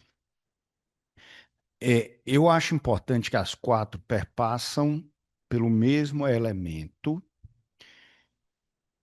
que eu concordo com a colocação de ambos, mas não me parece ser a lógica que foi construída a partir da dicotomia entre imposto real e imposto pessoal. Porque essa questão de como mensurar o valor do imóvel, ou qual é a dimensão eu devo aferir, como, por exemplo, aferir pelo valor da operação, é, me parece ir de encontro à lógica subjacente de que a realidade econômica que prevalece não é nem o negócio feito em relação ao bem, mas sim o bem. O que está por detrás é dizer, tributar a transmissão de imóvel. O que é relevante do ponto de vista econômico e, portanto, jurídico, não é a operação, é o valor do bem que está saindo de um e indo para outro. Circunstancialmente, esse valor do bem pode estar sendo transferido para um valor menor, mas aquele que está recebendo por doação ou por aquisição está se valorizando mais porque o valor do bem ele é maior. Então, eu até posso me opor, eu nunca gostei dessa categoria entre imposto real e imposto pessoal, porque eu acho que ela artificializa essas trocas econômicas. Mas quando você considera que a ênfase é porque o bem, independentemente da operação em que ele vai estar inserido, ele vai ter uma dimensão econômica autônoma e é essa que deve ser mensurada pela norma de tributação, aí o valor da transmissão ela passa a ser circunstancial. Eu acho que é essa a lógica que está por detrás. Repito, me parece uma lógica equivocada, porque pressupõe um valor e uma mensuração econômica do bem desprendida das trocas comerciais em que ela está inserida. Mas vamos tentar abstrair, tentar justificar isso pelo que o Schubert colocou sobre se realmente o valor venal seria diferente do valor de mercado. Vamos lá. Isso fica muito fácil a gente ver em situações excepcionais. Eu estava me lembrando do início do livro do Robert Summers sobre justiça, que era o valor do galão de água logo depois do furacão Katrina lá nos Estados Unidos. Mas não vamos. Marcos Sanders. Michael Sanders. Sanders? Sandel. Bom, é aquele cara lá, de Harvard. Que, mas vamos para uma realidade que aconteceu aqui no mercado imobiliário do Ceará. Durante a pandemia, o valor, os imóveis que foram comercializados durante a pandemia foi basicamente imóvel de praia. Não se vendeu outra coisa durante a pandemia, foi o que as construtoras, pelo menos foi o que a gente conseguiu aferir nas discussões lá, só se transmitia imóvel de praia. E o preço desses imóveis de praia aumentou. E o preço dos outros imóveis, para quem queria vender, diminuiu para as construtoras. E aí, passada a pandemia, o que foi incorporado no patrimônio da pessoa, será que ele vai conseguir vender o imóvel de praia pelo valor que ele comprou durante a pandemia? É essa a lógica que eu estou dizendo, que é subjacente. Talvez o imóvel de moradia ele consiga recuperar. Rapaz, eu comprei barato porque as construtoras não estavam vendendo. E aí a lógica é dizer, olha, vamos abstrair essas questões circunstanciais e vamos considerar um critério que seja mais estável. Seria o valor venal, Schubert. E o valor de mercado? Aí eu acho que ele estaria mais suscetível a essa volatilidade e aproximaria o valor do bem ao valor das operações. Não da operação no singular, mas o valor das operações. Repito, eu acho que tem mais a ver com a imprecisão dessa aferição que está por detrás da concepção desses tributos reais, de patrimônio, do que propriamente o interesse arrecadatório. Porque, a meu ver, é inconstitucional se disser o que for maior. Se a legislação do município disser, olha, vale ou o declarado ou a pauta, o que for maior. Aí é inconstitucional, porque tem que representar uma aferição. Professor Juraci, desculpe, está quebrando o protocolo e fazer Nada, uma que é isso. interrupção. Eu continuo ainda sem entender o valor, a diferença entre venal e de mercado. A ideia é assim: no Rio Grande do Sul, a gente não precisa nem ir para os Estados Unidos, não. No Rio Grande do Sul, na enchente, o galão de água de 20 litros foi absurdamente onerado, porque não tinha água e os poucos que tinham essa água cobraram uma fortuna por cada galão. Ok, mas o que é que muda? Eu vou levar em conta o mercado de Porto Alegre ou eu vou levar em conta quanto é que vale esse galão de água no Brasil inteiro? Não, no Brasil inteiro ele vale muito menos, porque aqui em Fortaleza não tem problema com água, ele é bem baratinho. Então, assim, qual é o critério de dimensionamento do mercado que eu vou levar em conta e o que é valor venal? Chega, não, o que é um valor venal? O que é o valor venal de um lote? Seja na praia X ou Y. Ah, vai ser a tabela do corretor que está colocando ele para vender, ou a tabela do corretor não é o mesmo valor de mercado? Então, assim, qual é o valor do bem? Não, quanto é que vale essa casa aqui? Eu vi uma vez um perito me dizer assim que tinha uma dificuldade de avaliar uma casa que estava sendo desapropriada pelo INCRA. Eu disse, não, quanto é que vale essa casa? Não, se eu for levar em conta o metro quadrado lá no interior de Cosse, lá onde era a região que ele disse, é muito seca, só tem cacto lá, não vale nada. A casa é uma casa muito singela, muito simples, não vale nada. Ele disse, não, mas eu vou levar em conta o valor da reposição da casa. Quantos milheiros de tijolo foram usados na casa? Quantas telhas ela tem? Quantas portas ela tem? Vou considerar o preço desse material para poder avaliar. Aí a casa vai lá para cima o valor dela. Então, assim, o que muda para eu identificar o valor de um bem, o valor do bem é uma coisa, o valor do mercado é outra, é o critério. Que critério eu vou usar?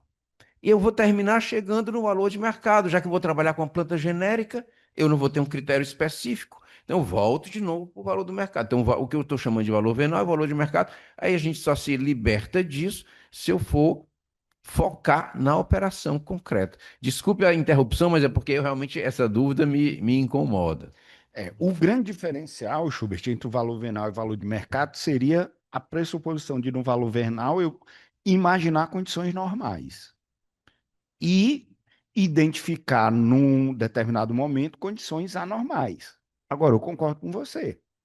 Não sendo uma pandemia, uma enchente ou um furacão, você dizer quando é que não é normal, quando é que está normal, aí é um critério ruim. Então, eu concordo que estabelecer o critério do valor venal ele é ruim, porque parte da ideia de que é um imposto real e eu tenho que mensurar no valor real desse imóvel, que muitas vezes, principalmente do imóvel, mas no caso do ITCM dele é até mais grave, né? E por isso que eu acho que seria o valor de mercado, que estaria mais próximo do valor da operação. Aí eu acho que ele deixa de ser um tributo de patrimônio, passa a ser um tributo à operação de doação, à operação de doação, à operação de transmissão de causa-mortes. Mas no caso do ITBI, que ainda seria esse bem de raiz, o valor venal seria para abstrair essas condições anormais. Mas, repito, essa é a lógica subjacente. Eu não acho que ela seja necessariamente inconstitucional. Talvez ela não seja a melhor. Eu acho que essa divisão entre tributo pessoal e real e tentar focar não é a melhor escolha constitucional.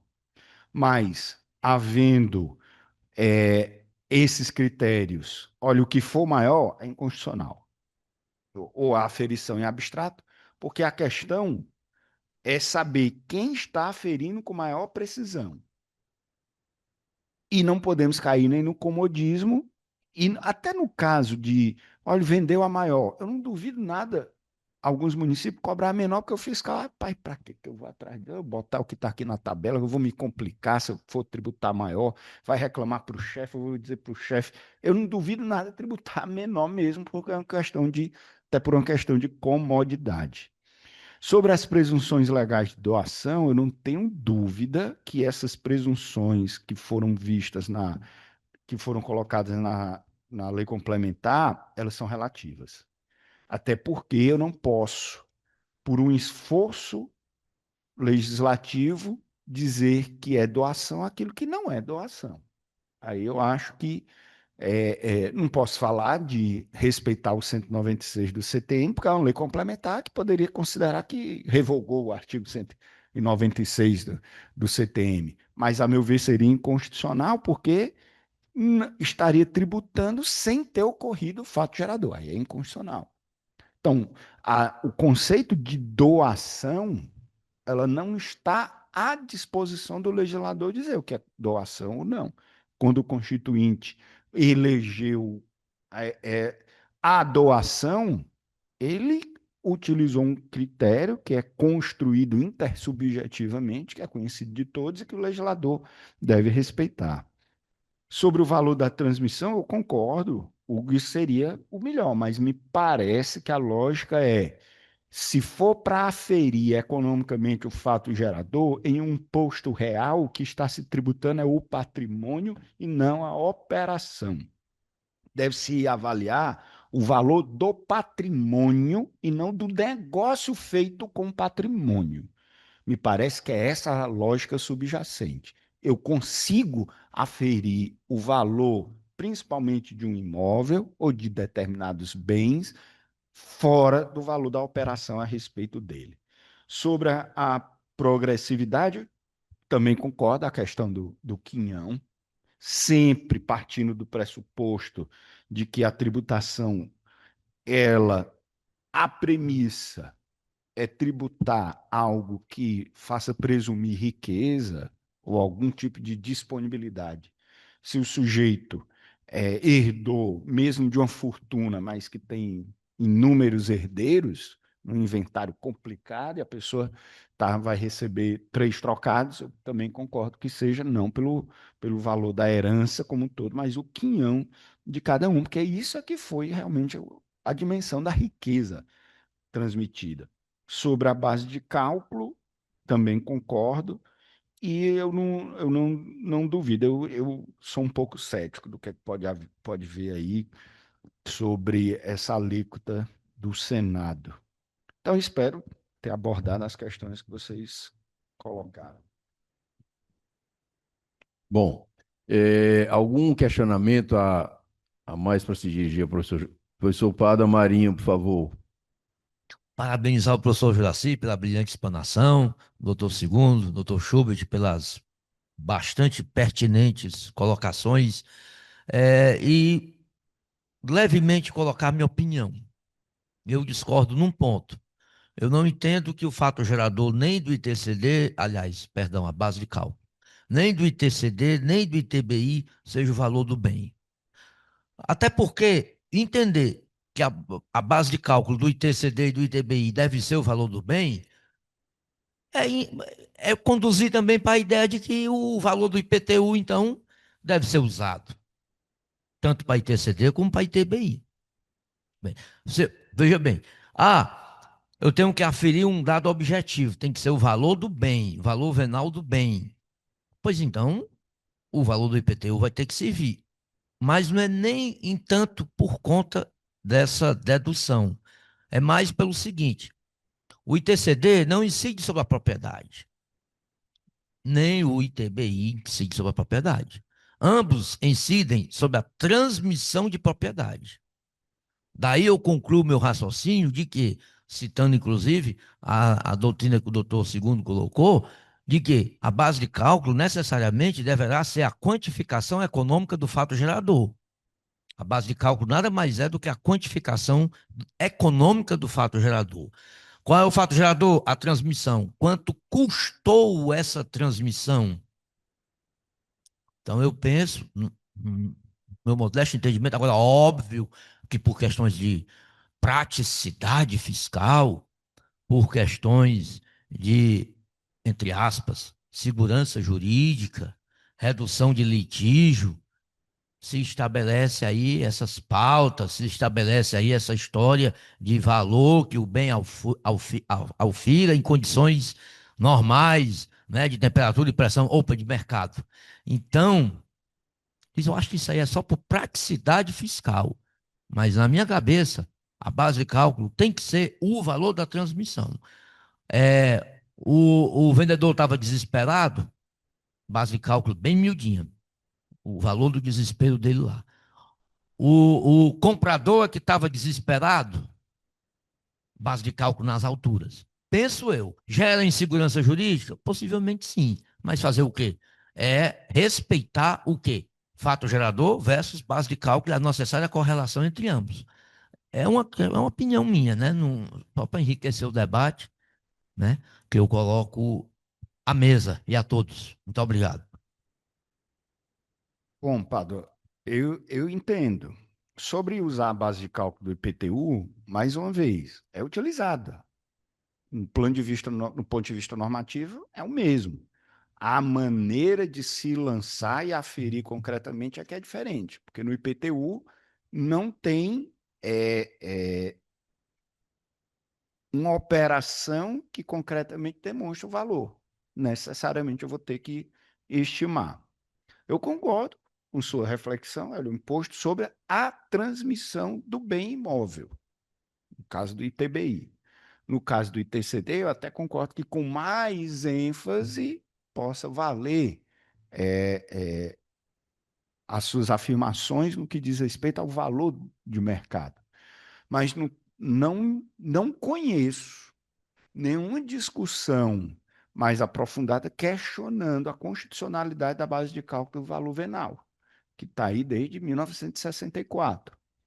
Porque vai se diminuir a relevância da transmissão para dar ênfase ao bem imóvel. Então, é um imposto sobre transmissão, mas de bem imóvel. Qual é a realidade econômica relevante? Propaganda. É o bem imóvel. Então, eu acho que não fica fora da mensuração do fato gerador. É sobre transmissão. Mas de quê? Bem imóvel. Eu vou dar ênfase ao quê? Ao bem imóvel, o valor dele. A transmissão é meramente acessória. Entendeu? Repito, eu não conheço nenhuma discussão mais séria, um precedente dizendo que é inconstitucional a base de cálculo normativa ser o valor venal. Você conhece algum? Eu não conheço. Bom, o que nós temos é que, inclusive, o professor Juraci já abordou aqui, é saber a quem caberia dizer esse valor, né? E aí vem a história do arbitramento, do 148 do CTN, dos partícipes da operação declararem o valor X, o município ou o estado eventualmente, ou o município eventualmente não concorda e pode reavaliá-lo, reavaliar o valor da operação, tá aplicando tabelas ou outro critério qualquer. Há quem diga até que muitas vezes é melhor ficar quieto, mesmo que o valor do município seja um pouquinho maior, porque se for atrás do valor de mercado, talvez seja ainda maior do que aquele. Bom, mas aí é o caso a caso, né? Mas a gente vai sempre voltar para um critério de aferição do dimensionamento econômico do fato gerador, como muito bem colocou o professor Hugo II, o professor Juraci também, Paulo, acho que nesse ponto todo mundo concorda, que é o dimensionamento econômico do fato gerador. Alguém mais quer fazer alguma colocação? Professor Hernandes Nepomuceno de Oliveira, por favor, uma pergunta objetiva, como você costuma fazer. Objetivo, no meu caso, só pode ser quando, já comparando com o professor Adriano Pinto, né? Nós dois não conseguimos ser objetivos. Mas a matéria trouxe um pouco de, digamos assim, de curiosidade, porque eu estou muito preocupado, não é com o ITB, esses nomes aí, ITBC, essas coisas. Preocupado é com o Brasil. Nós temos milhões de normas jurídicas e que antes de entrarem em vigor, elas já estão sendo discutidas e reclamadas. Nós temos os maiores tributários do Brasil, hoje eu fico impressionado. É, tem um deputado lá sei lá, que é petista, lá de cima mesmo. Toda norma, quando é a favor dele, ele corre para o Supremo para completar logo, dizer que está boa. Quando é contra, ele vai e a coisa funciona lá. Quer dizer, não tem mais aquele princípio do Código Tributário Nacional e da Constituição. Acabou. Então, eu acho interessante essa discussão, porque o Juraci é extremamente, parabéns, aliás, é extremamente objetivo e deixa a gente bem à vontade para fazer algumas indagações. Sobre a questão do negócio jurídico, o negócio da compra e venda do imóvel, eu me acostumei nesses 54 anos de advocacia, que eu sempre trabalhei um pouco com essas coisas, sou corretor de imóveis, inclusive, é que chegou um ponto em que a prefeitura, a gente fazia cheguei a vender para a entidade pública, para a entidade internacional, inclusive, que não pode não pode baixar o preço, o preço é aquele que está ali. E a prefeitura diz, não, a base de cálculo é mais 50%, mais 30%. E o pessoal não recorre porque dá trabalho, o judiciário jamais vai atender isso em 10, 20, 30 anos. E o cara quer fazer o negócio agora, então é um absurdo a cobrança de imposto, quando é mais do que o devido, isso é até coisa de crime, né, que excesso de exação, e que eu vi sobre repetição de indébito em direito tributário, professor Brandão Machado, que eu nunca soube que ele fosse tributarista, escreveu essa matéria, foi o melhor trabalho que eu já vi sobre repetição de indébito, e ele dizia claramente que é crime do Estado cobrar um imposto que é indevido, mesmo por lei.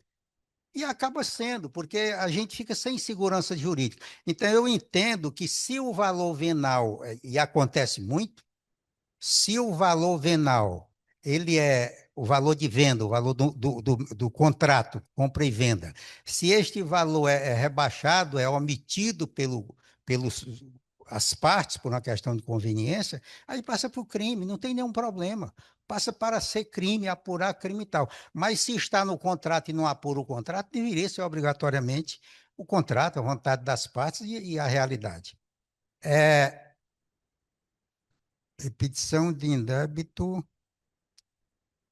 Bom, sobre a reforma tributária, que eu não considero reforma, acho que o Schubert sabe disso desde o começo, é uma coisa absolutamente de aumento extraordinário de imposto, de todas as maneiras, e tinha duas teses, era para diminuir o imposto e para simplificar.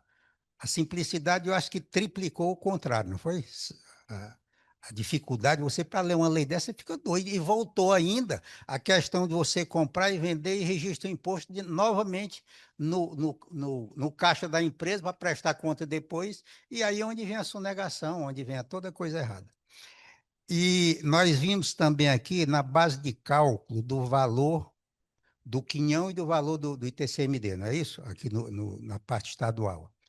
Essa lei estadual foi mudada aqui por briga de 4 anos aqui dentro do Instituto. Eu creio que o Schubert se lembra, o Hugo não andava aqui muito, mas há uns 4 anos nós passamos lutando aqui o seguinte, porque o Estado do Ceará fazia isso, ele cobrava sobre a metade da herança. O casamento era comunhão de bens, aí pegava o valor do o morto, a metade para a viúva ou viúvo, se fosse o caso, e a outra metade ele aplicava o ITCMD.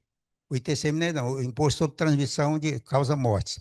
O que que significava isso? A transmissão causa-mortes é uma coisa que tem a resolução do Senado e a lei, não era o CTN ou a lei federal, sei lá, não me lembro mais disso. Mas a lei dizia o seguinte: a base de cálculo será definida pelo Senado. A maior base de cálculo, maior alíquota, né? Aí o Senado colocou a maior alíquota será 8%. Os estados, por exemplo, do Paraná, eu fiz um estudo desse no Brasil, eu queria fazer um comparativo, antes da gente brigar pela mudança de alíquota aqui, que se fazia na transmissão, e os estados que cobravam 8% era só o Ceará e mais outros nordestinos. O Paraná, quando você ia sair da isenção, chegava a dar 200 mil e tal.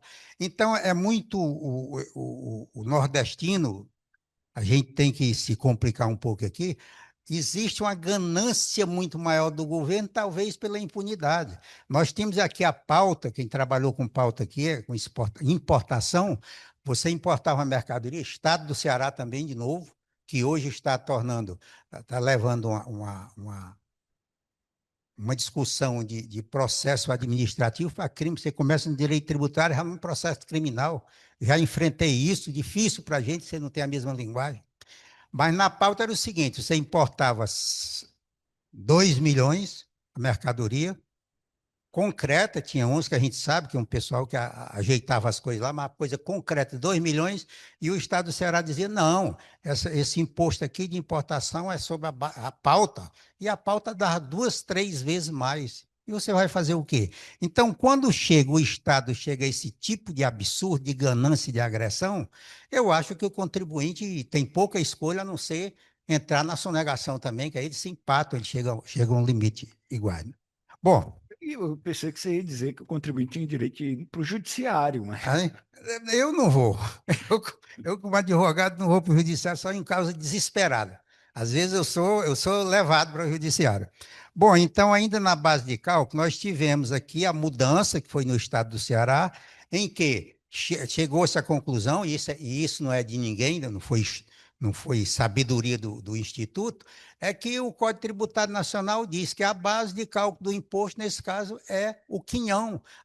Ele diz assim: a base de cálculo é a vantagem. Então, se eu tenho um quinhão de uma morte para 2 herdeiros, o quinhão, a base de cálculo, então, será dividido por 2 e cada um paga a sua parte. Se forem 20 pessoas, cada um paga.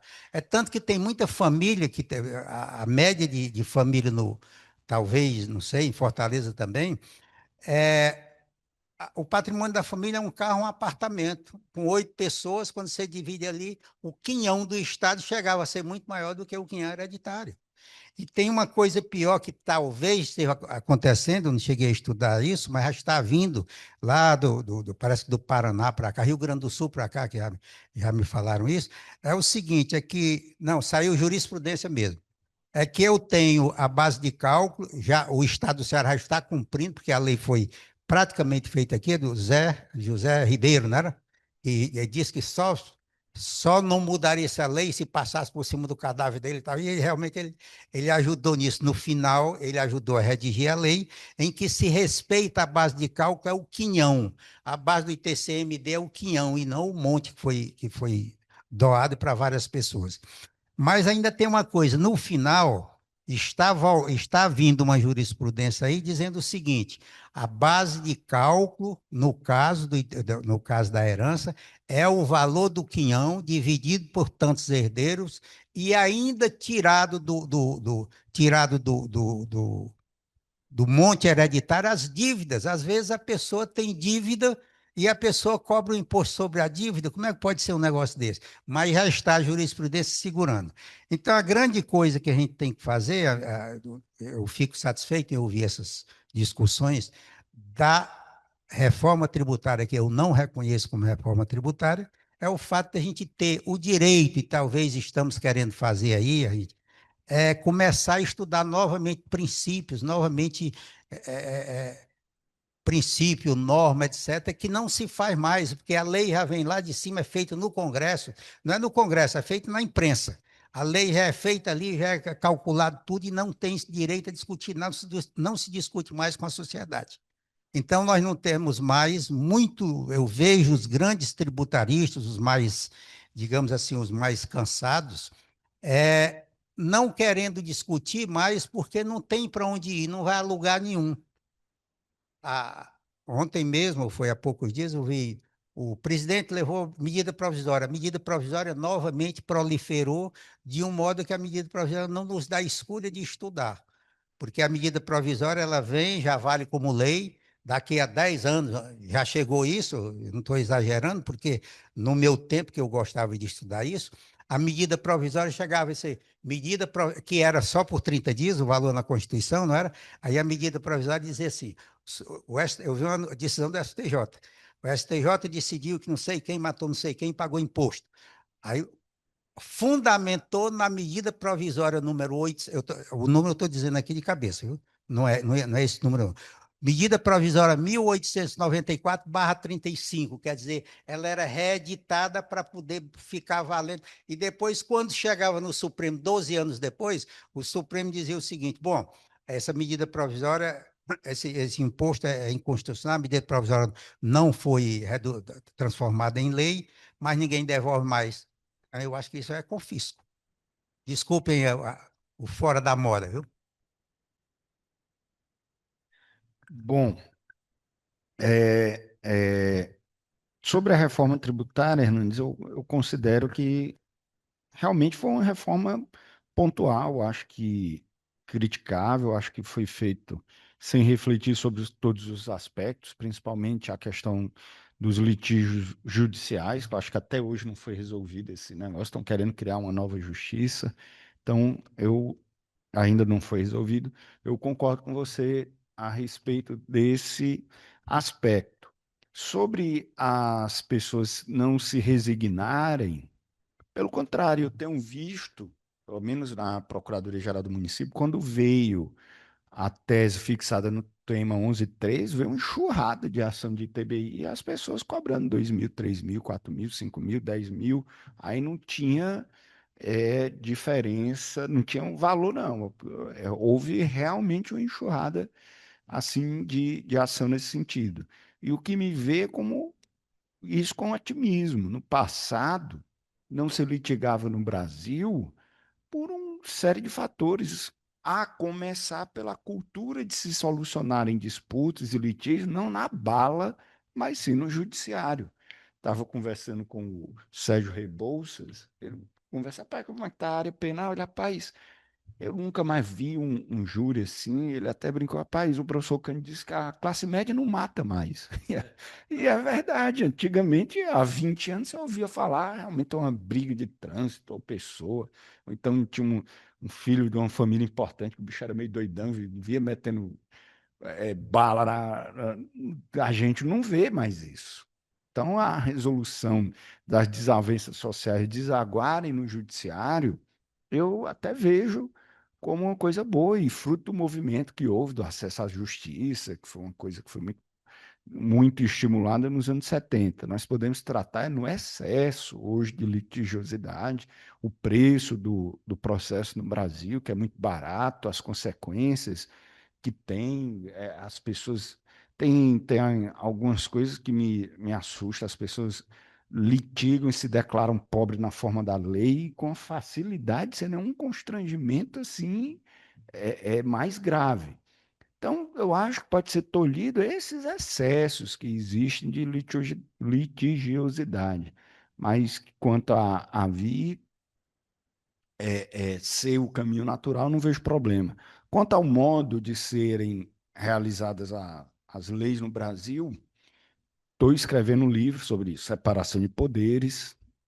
Estou chegando agora no Poder Executivo, finalmente terminei o Poder Legislativo, em que eu demonstro algo que deve ser refletido a partir dos partidos políticos, de que são dois problemas, mas não é do Brasil, Hernandes, é nas democracias ocidentais. É a opacidade das deliberações legislativas, que muitas vezes são decisões de liderança, são deliberações por votação simbólica, e muitas vezes o cipoal de discussão de entremeios legislativos que existem. Mas, repito, isso é uma disputa que há em todos os legislativos no mundo, entre uma deliberação democrática mais aberta e mais demorada, ou a feita por votações simbólicas e acordos de líderes que seriam mais eficientes e mais rápidas. Então, são desafios de democracias que cada vez se expande mais. Imagine que no século XIX, que antigamente, que eram homens brancos e com posses, não tinha muita discussão, nem muito debate, nem muita desavença. As pessoas decidiam e votavam o Código Civil tramitou bem rapidamente, se eu não me engano, bem mais rapidamente que o de 2002. Então, acho que são dores do nosso amadurecimento democrático. Bom, alguma consideração, por favor? Bom dia. Primeiro, eu queria agradecer os ensinamentos do professor, muito elucidativos, também os comentários.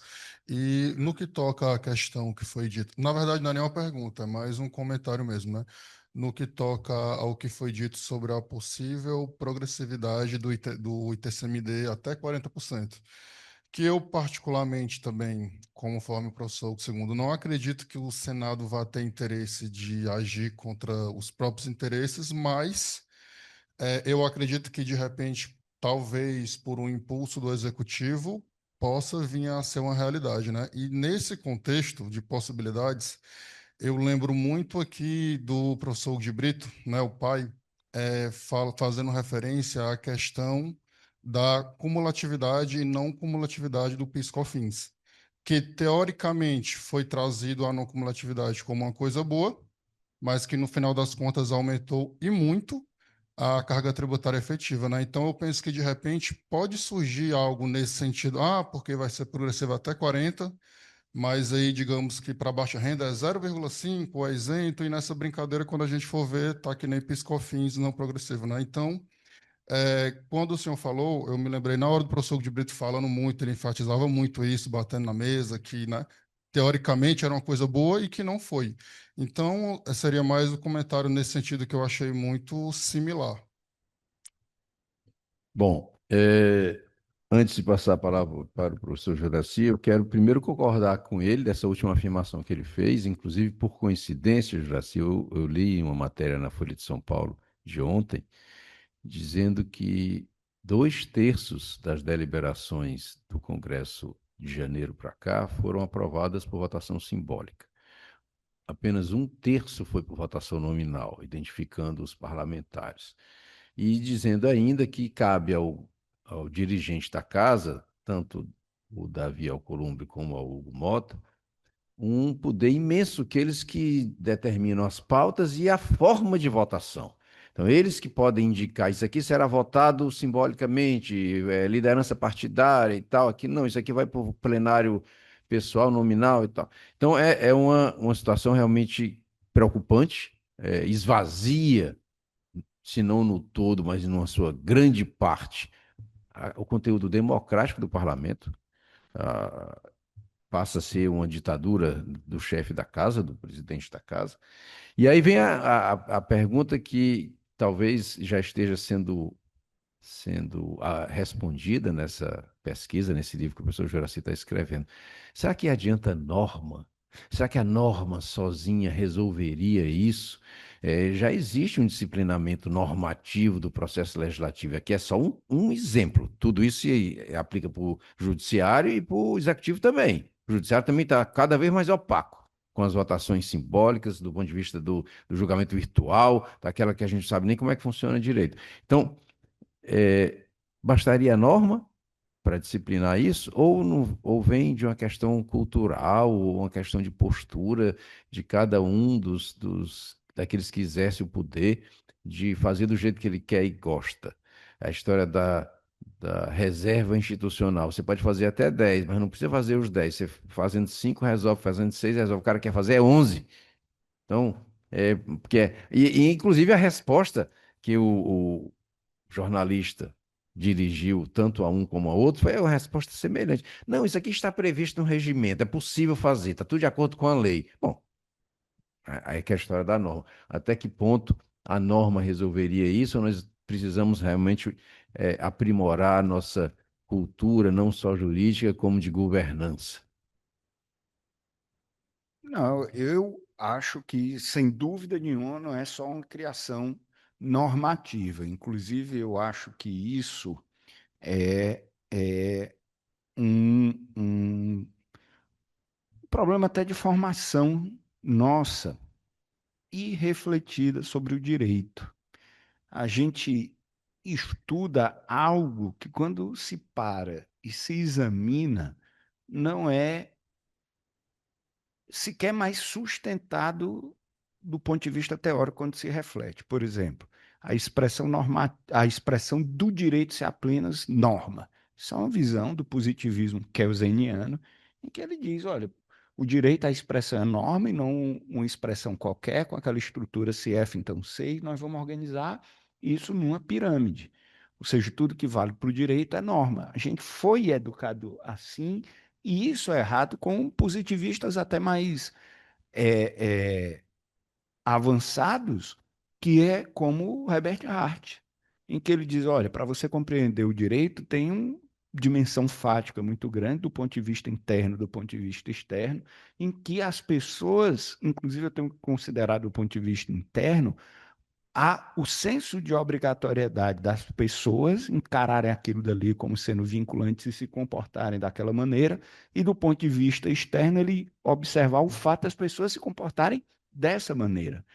Então, a gente deveria, a meu ver, fazer um estudo desde as faculdades de direito menos dogmático e menos normativo, buscando compreender essa realidade maior, que ela se impõe. Vamos imaginar que, por mais que haja litigiosidade, por mais que haja legislação para tudo, por mais que haja tudo isso, o direito ele é muito mais observado intuitivamente, sem discussão, do que ter discussão. Imagina que todos vieram para cá, a quantidade de normas jurídicas que nós cumprimos, costumes jurídicos que nós observamos, sem parar, sem refletir, sem.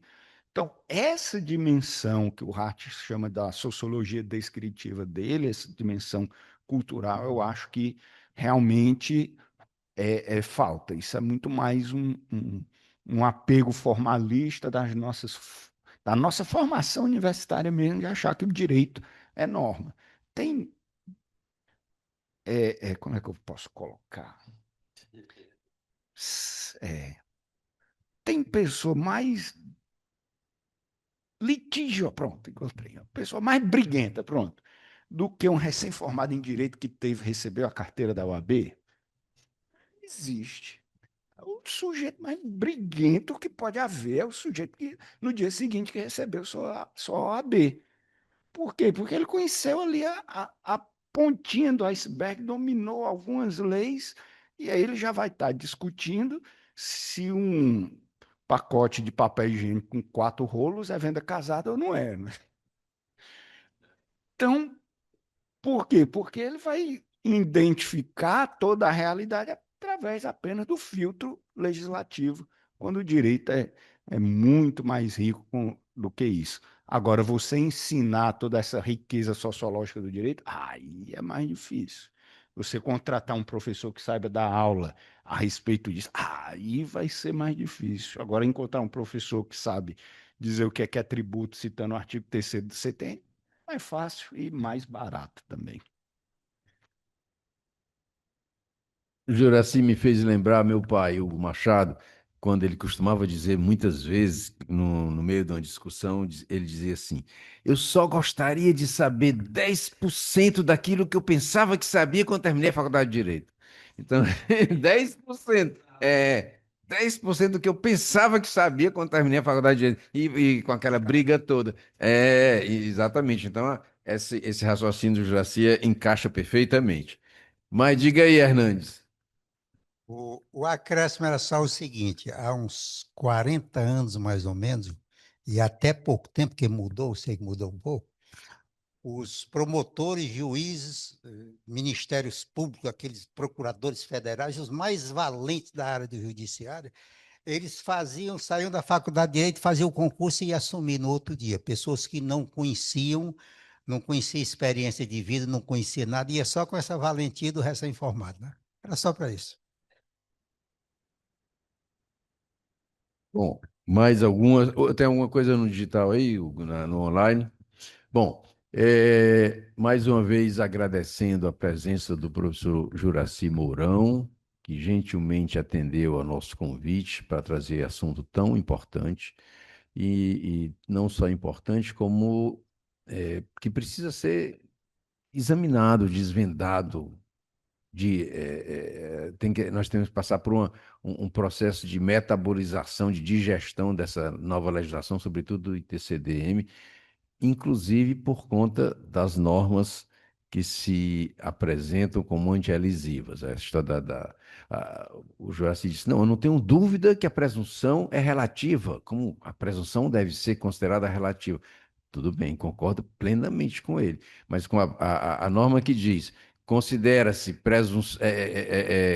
considera-se que o ato praticado não foi oneroso, e sim um gratuito simulado, quando praticado em benefício de pessoa ligada, qual é a margem para eu estabelecer uma prova em contrário? Os, os, o- os termos da lei estão lá todos. Ah, não, tenho que provar que eu recebi o dinheiro, mas ele não pergunta se houve o pagamento, ele não diz se a operação financeira foi através de banco, ele não fala nada. Ele simplesmente diz: presume-se que é gratuito quando, mesmo chamado de oneroso, é feito entre pessoas vinculadas. Então, a ideia eu penso que aí pode ser um prenúncio de alguns conflitos, né? De, da, de se jogar isso para o judiciário. E pergunta ao professor Juraci se ele tem as considerações finais dele para a gente encerrar aqui a nossa fala de hoje. Só agradecer mesmo, sempre uma satisfação muito grande. Como eu disse no início, não só vir aqui o I7 para discutir o que a gente gosta, que é direito, mas principalmente por estar entre amigos. Mas, mais uma vez, muito obrigado. Professor Juraci, muito obrigado. E encerramos a nossa reunião de hoje.